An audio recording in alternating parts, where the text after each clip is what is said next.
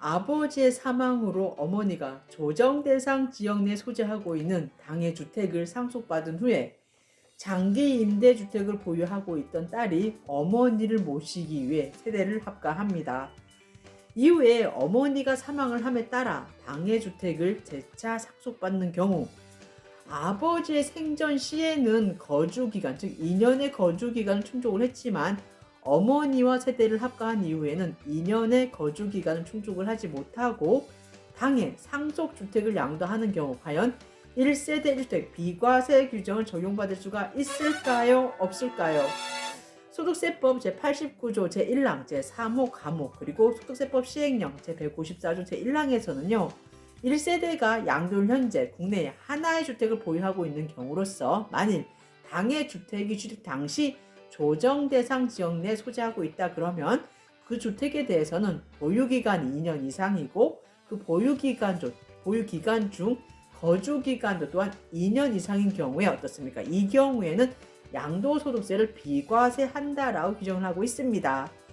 소득세법 시행령 제155조 제2항 즉 1세대가 상속으로 인한 2주택 그러니까 상속주택과 일반주택을 보유하고 있는 경우 상속주택이 아니고 일반주택을 양도할 때 비과세 규정 그리고 소득세법 시행령 제155조 제4항 동거복량 합가로 인한 2주택인 경우인데 이때는 비과세 요건을 충족을 해서 이제 먼저 양도하는 주택에 대해서 비과세 규정을 해주잖아요. 이 규정 그리고 이제 시행령 155조 제20항 우리가 장기 임대 주택이나 혹은 장기 가정 어린이집을 보유하고 있는 주택에 있는 경우에 거주 주택에 대한 비과세 특례죠. 이렇게 장기 임대 주택 취득에 따른 2주택 즉을 이렇게 소유하고 있는 경우에는 우리가 어떻습니까? 하나의 주택을 소유하고 있는 것으로 보아서 소득세법 시행령 제154조 제1항을 적용한다라고 규정을 해서 1세대가 이 경우처럼 소득세법 시행령 제155조 제2항 그리고 제4항 그리고 제20항의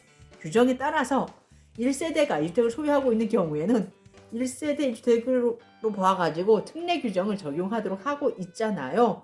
그런데 제가 앞서 말씀드린 사례인 경우는 어떻습니까? 상속인은 양도일 현재 상속주택과 장기임대주택을 소유하고 있는 2주택자로서 소득세법 시행령 제155조 제20항에 따른 1세대 1주택 특례 규정 즉 거주주택에 대해서 장기임대주택과 거주주택을 소유하고 있는 경우 거주주택 비과세 특례 규정에 따라 1세대 1주택에는 해당이 될 수 있지만 당해 상속인이 조정 대상 지역 내에 있는 당해 상속주택에 대해서는 그 보유기간 중에 거주기간 즉 2년의 거주기간을 충족을 하지 못했기 때문에 소득세법 시행령 제154조 제1항에 따른 1세대 1주택 비과세 규정을 적용받을 수가 없습니다.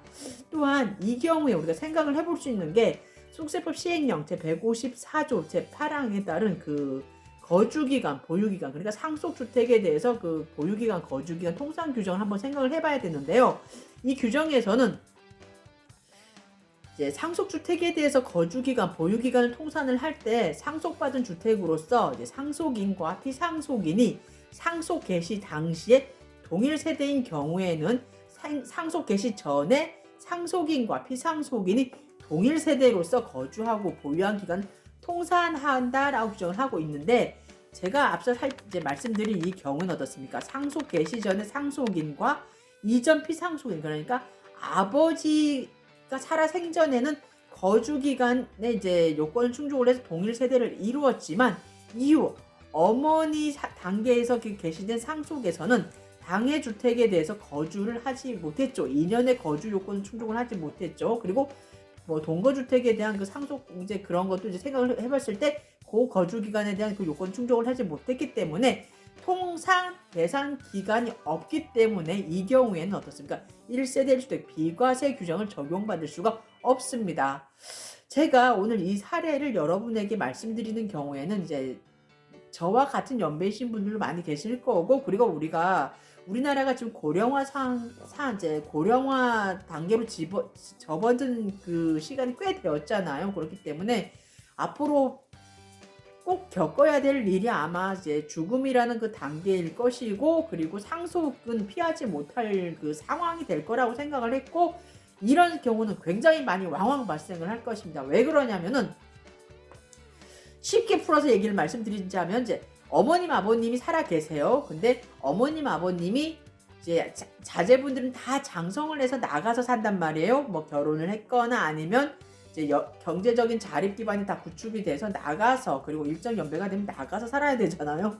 그러면 이제 어머님 아버님만 남아 있습니다. 그리고 이분들은 어머니 아버님은 집 한 채를 갖고 있어요. 그리고 두 분이 사시다가 두 분 중에 어느 누군가가 먼저 돌아가시면은 어떻습니까?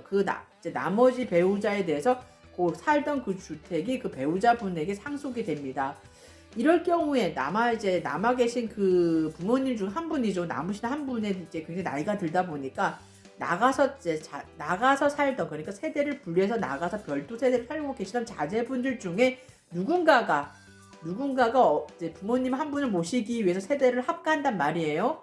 그러면은 이럴 경우가 많이 발생을 하는데, 이럴 때 이 상황에 결주어서 한번 말씀을 드리면은, 이제 남으신 분들 중에 남으신 분들을 모시기 위해서 세대를 합가하신 그 분인 경우에는 아버님 어머님이 살아 계실 때는 2년의 거주 기간을 다 충족을 했었어요. 근데 2년 몇 년 오랫동안 같이 살다가 두 분만 살고 계신 그 시점에서는 어떻습니까?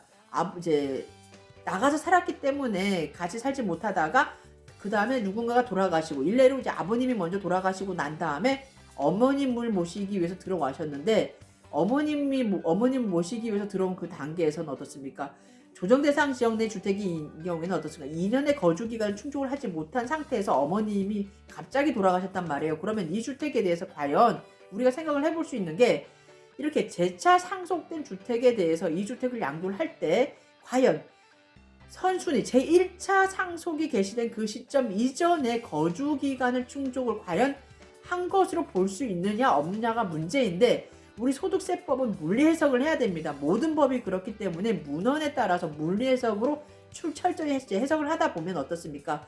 이 경우에는 세법 그 어디에도, 소득세법 그 어느 규정에도 최초 상속이 개시된 그 시점에 그 상속 개시 이전의 거주 기간을 재차 상속된 그 상속주택에 대해서 통산한다라는 규정은 없어요. 그렇기 때문에 우리가 현실에서 굉장히 많이 접할 수 있는 사례이고, 혹여 이제 다른 규정과 혼동을 해서 이제 우리가 지금 잘못 생각을 할 수 있는 부분이 분명히 있는 경우라고 생각을 해가지고 오늘 이 사례를 여러분에게 한번 소득세법 시행령 소득세법 규정과 결부시켜가지고 제가 여러분에게 소개를 해드렸습니다. 이상 자담세무에게서 송혜경 세무사였습니다.